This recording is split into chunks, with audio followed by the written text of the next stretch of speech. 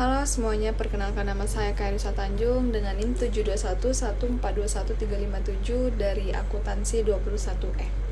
Kali ini saya akan menjelaskan materi penggunaan media sosial internet secara bijak agar terhindar dari pelanggaran yang ada di dalam UU ITE. Di zaman sekarang, penggunaan media sosial berkembang pesat dari tahun ke tahun. Hampir semua dari berbagai kalangan memiliki media sosial, mulai dari anak SD, orang dewasa, hingga yang tua pun mempunyai media sosial. Hampir tidak ada orang yang saat ini tidak membutuhkan media sosial untuk berinteraksi.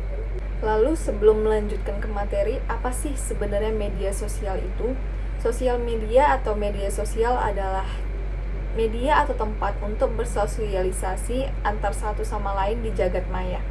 Artinya melalui sosial media orang-orang bisa bebas berinteraksi tanpa mengenal jarak dan waktu.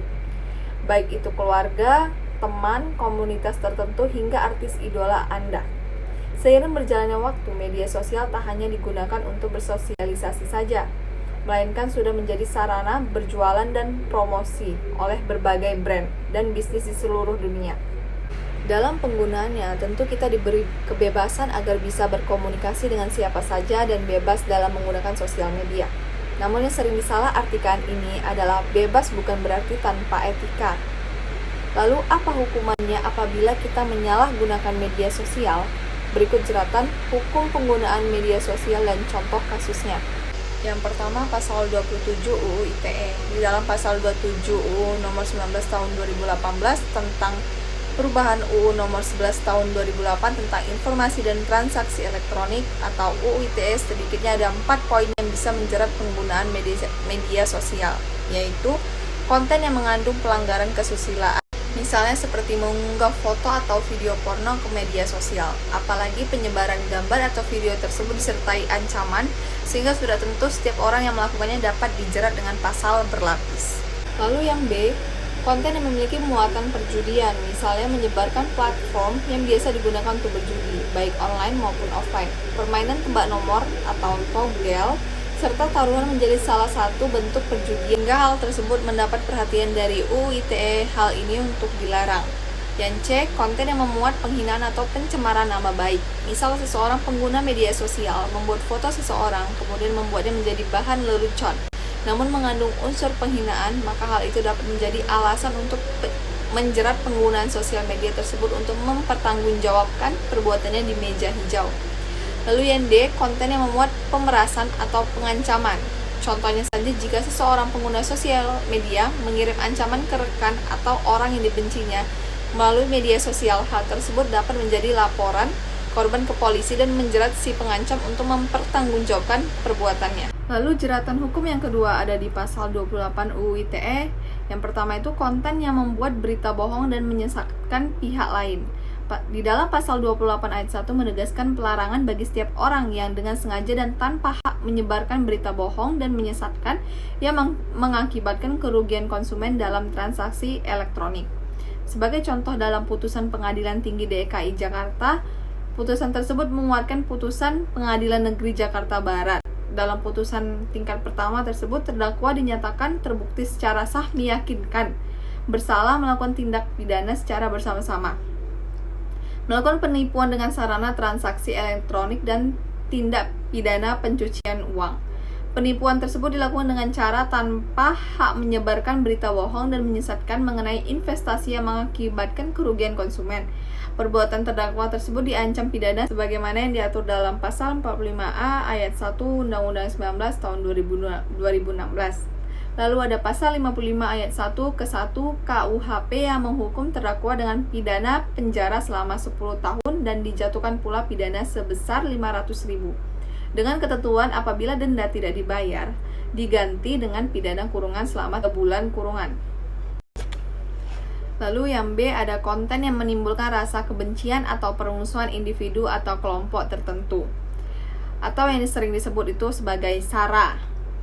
Di dalam pasal 28 ayat 2 UU ITE melarang setiap orang yang dengan sengaja dan tanpa hak menyebarkan informasi yang ditujukan untuk menimbulkan rasa kebencian atau permusuhan individu dan kelompok masyarakat tertentu berdasarkan suku, agama, ras, dan antar golongan.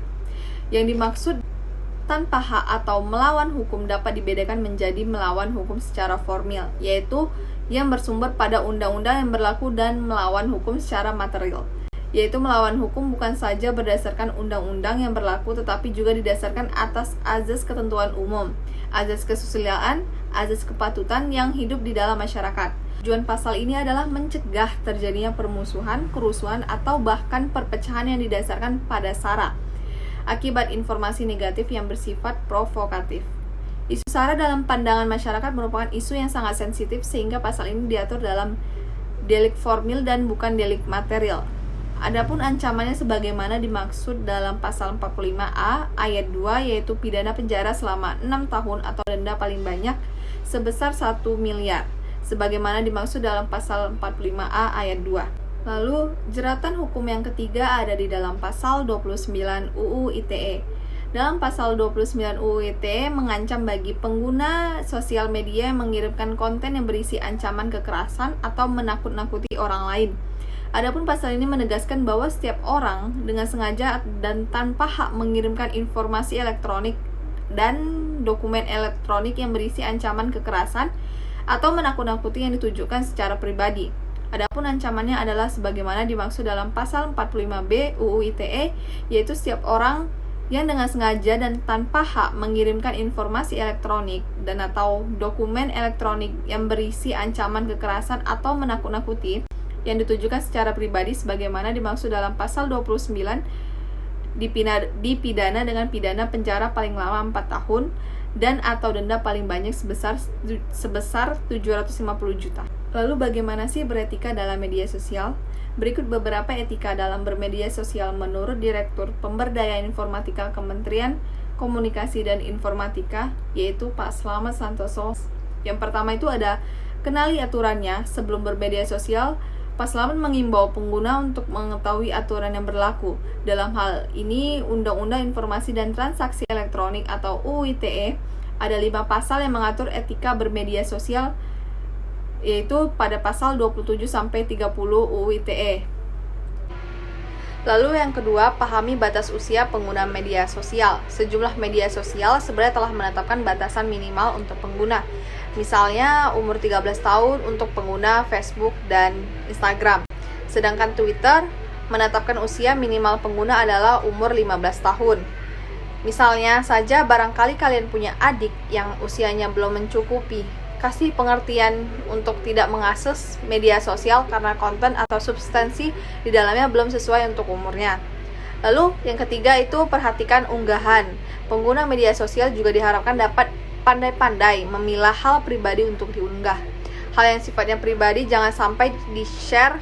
Hal ini bahkan dapat dimanfaatkan pelaku untuk kejahatan sebagai celah untuk melakukan tindakan kejahatan dengan mengetahui kebiasaan dan aktivitas kita sehari-hari lewat media sosial. Lalu yang terakhir ada saring sebelum sharing. Ketika mendapat informasi di platform berbagi pesan, masyarakat diharapkan dapat menanyakan kembali pesan tersebut, tidak serta-merta meneruskannya kepada orang lain.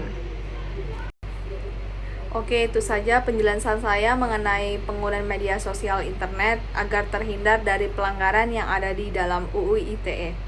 Saya ucapkan terima kasih. Assalamualaikum warahmatullahi wabarakatuh.